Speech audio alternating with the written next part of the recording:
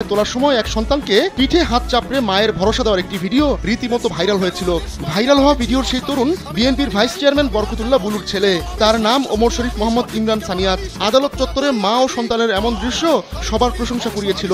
এবার সামনে এসেছে সানিয়াতের ওপর নির্যাতনের নির্মম বর্ণনা। এ নিয়ে সামাজিক যোগাযোগ মাধ্যম ফেসবুকে একটি পোস্ট দিয়েছেন ফরিদউদ্দিন নামে এক ব্যক্তি। তিনি লিখেছেন, রিমান্ডে প্রতিটি দিন সানিয়াতের জন্য ছিল জাহান্নাম। সে কষ্ট সহ্য করতে না পেরে প্রতিনিয়ত মরার জন্য দোয়া করত।